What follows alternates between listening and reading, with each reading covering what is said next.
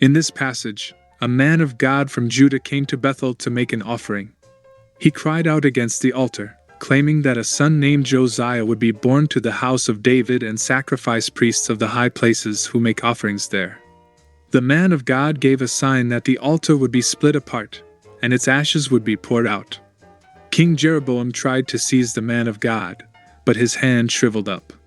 The king then interceded with the Lord, and the man of God's hand was restored. The king asked the man of God to come home for a meal, but the man of God refused, as he was commanded by the Lord not to eat bread or drink water. He took another road and did not return by the way he had come. An old prophet living in Bethel heard about the man of God's actions and brought him back. The prophet asked his sons to saddle the donkey for him and rode after the man of God. When they arrived, the man of God was killed by a lion on the road. The prophet then told his sons to saddle the donkey for him and bring the body back to his city to mourn for him. The lion had neither eaten the body nor mauled the donkey. The prophet then laid the body in his own tomb, and the people mourned over him. After burying him, the prophet promised to bury him in the grave where the man of God is buried, placing his bones beside his bones. This was the sin of the house of Jeroboam that led to its downfall and destruction from the face of the earth. In summary, the story of the man of God from Judah and the prophet from Bethel is a biblical story about the consequences of defiance and disobedience to the Lord's commandments.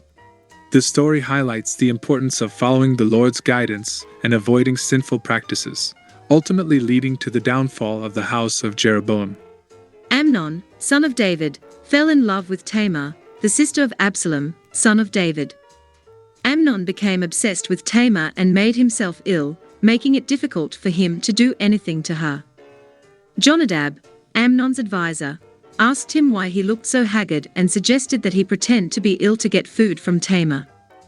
Amnon agreed, and when the king came to see him, he asked Tamar to prepare special bread for him.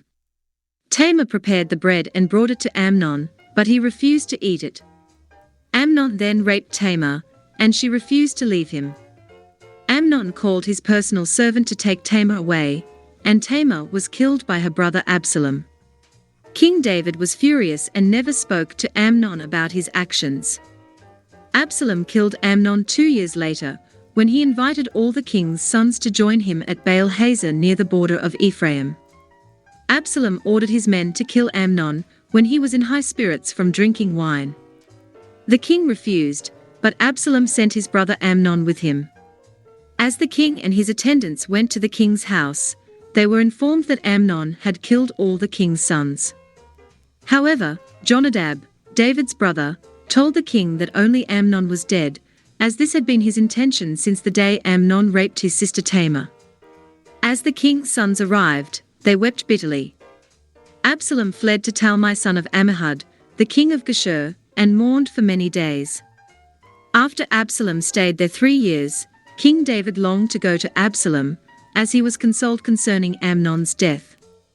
In summary, Amnon, son of David, fell in love with Tamar, the sister of Absalom, and was raped by his brother. King David, who had been a close friend of Amnon, was left to mourn his death and mourn for his brother.